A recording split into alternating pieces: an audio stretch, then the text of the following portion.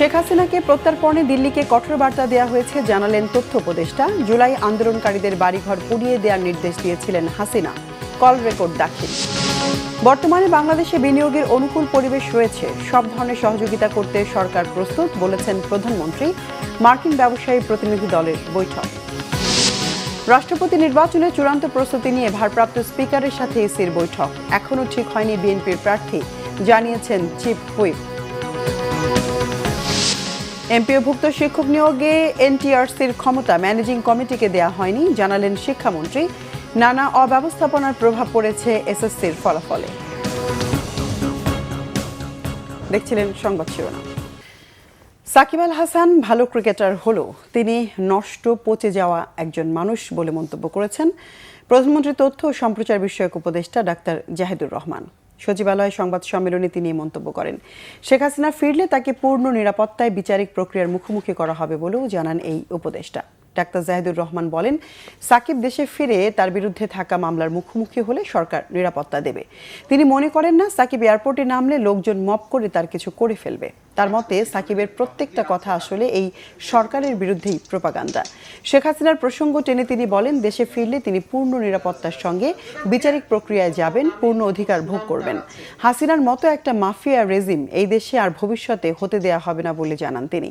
ভারতের গোয়েন্দা সংস্থা রিসার্চ অ্যান্ড অ্যানালাইসিস উইং রর প্রধান পরাগ জৈনের ঢাকা সফর নিয়ে জল্পনার কিছু নেই বলে মন্তব্য তথ্য উপদেষ্টার। ভালো খেলোয়াড় হতে পারেন, উনি একজন নষ্ট পচে যাওয়া মানুষ।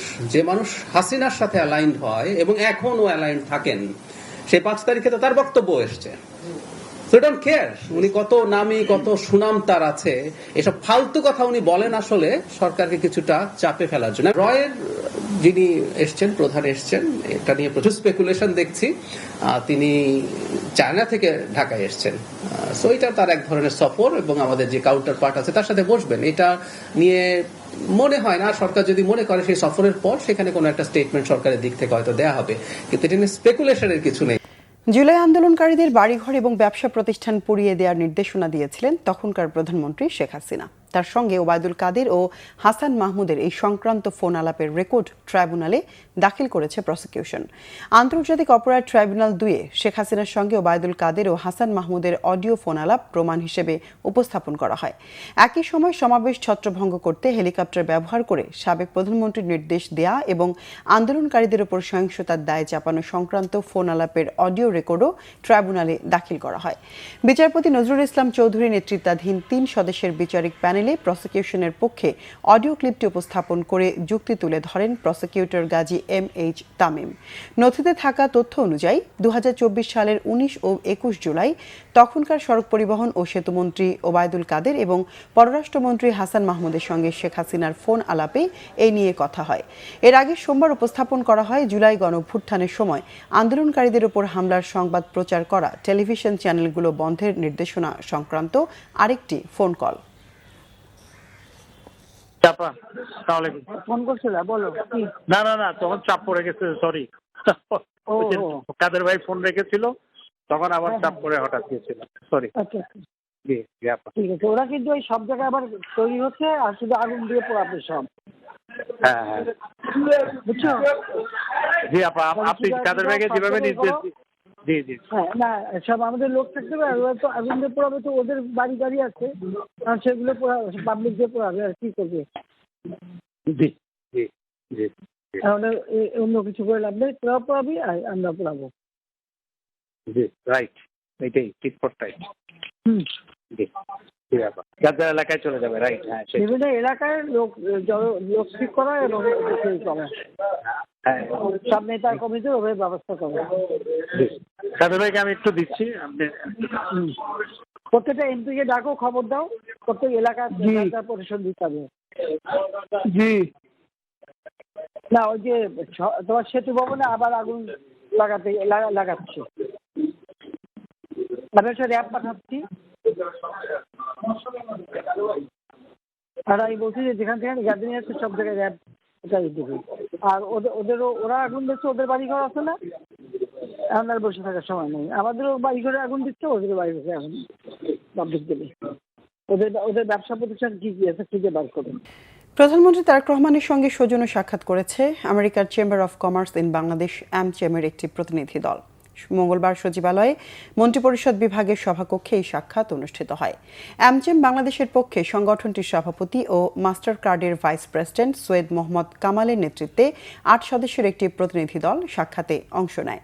AmCham প্রতিনিধিরা প্রধানমন্ত্রীকে জানান, প্রায় ২ মাস আগে সংগঠনটির নতুন একটি দায়িত্ব গ্রহণ করেছে।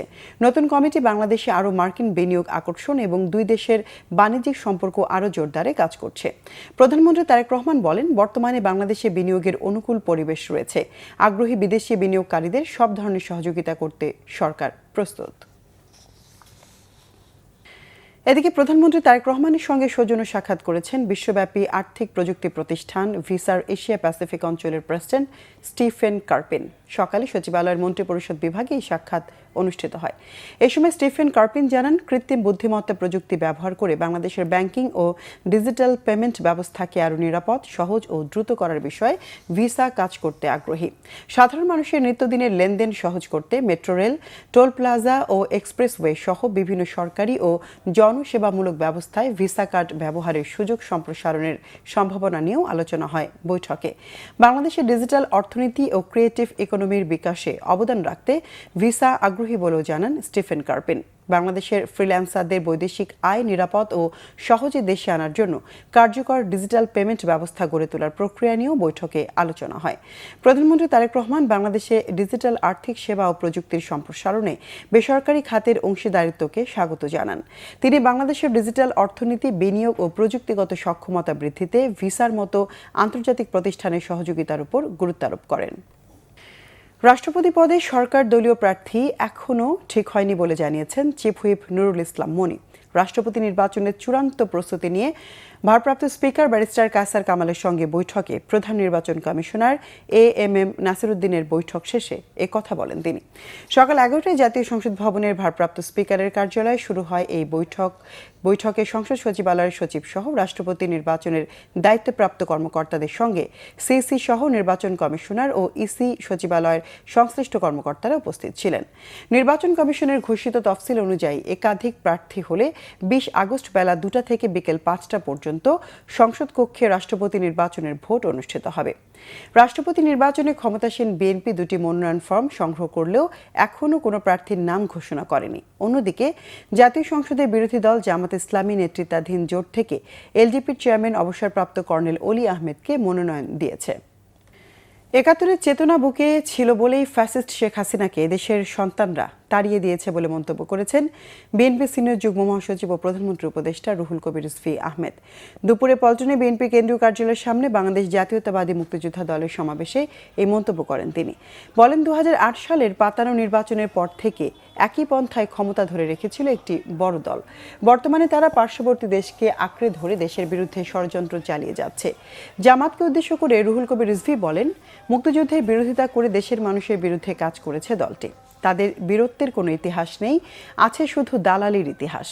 ৭১-এ পাকিস্তানিদের সাথে আতাত ও পরবর্তীতে এরশাদের সাথে যোগ দিয়ে দেশের ক্ষতি করেছে জামাত।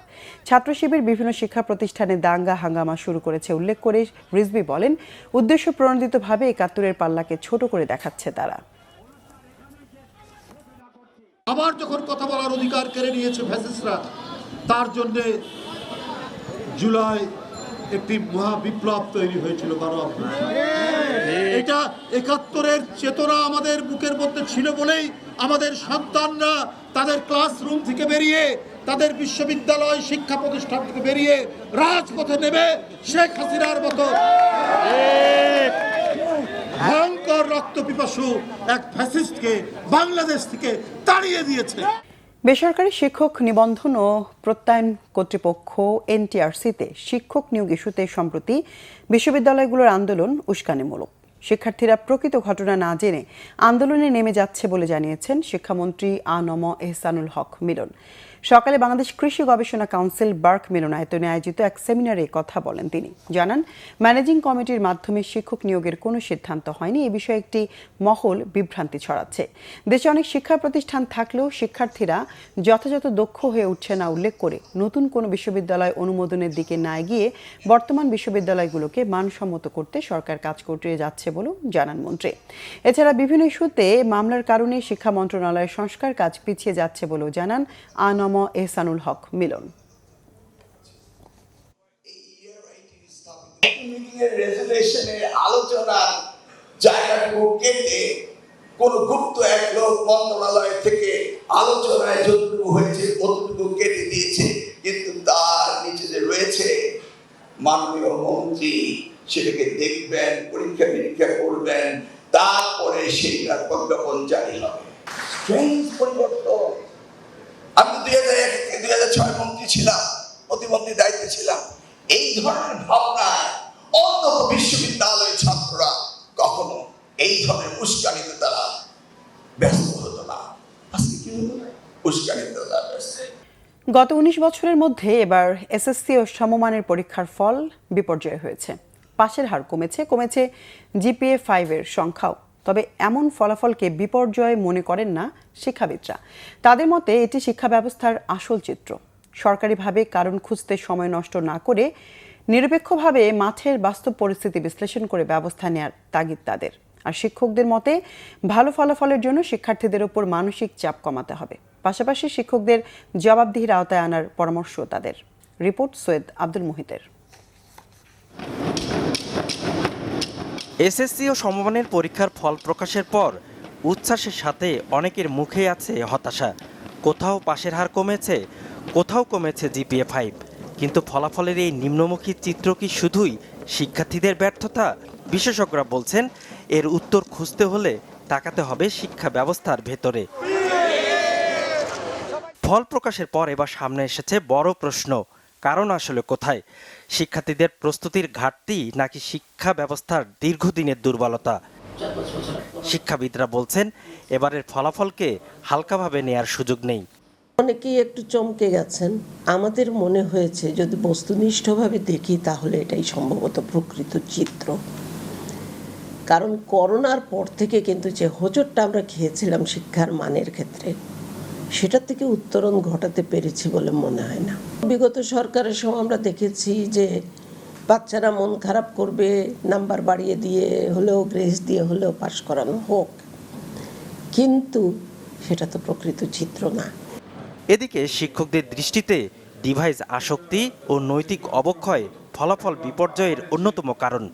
করোনাকালীন সময় থেকে শুরু করে তারা মোবাইল, ফেসবুক এবং আদার্স অন্য কিছুতে তারা যে অ্যাডিক্টেড, এই সমস্ত কারণে কিন্তু তাদের অনেক ব্যাঘাত ঘটেছে বলে আমি মনে করি।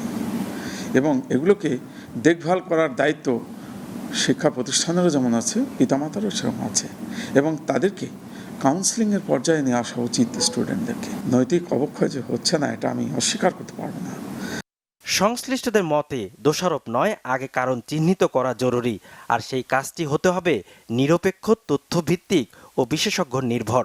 শুধু অর্থ বরাদ্দ বাড়ানো নয়, শিক্ষা খাতে বাস্তবভিত্তিক পদক্ষেপেরও পরামর্শ তাদের। তৃতীয় পক্ষ মূল্যায়ন যেটাকে বলে, থার্ড পার্টি, সরকার করবে না, সরকার বিশেষজ্ঞদের দিয়ে এই তথ্যভিত্তিক জরিপটা করবে। আগে গবেষণা কার্যক্রম প্রথমেই ধরতে হবে এই 312টা বিদ্যালয় কেন করলো।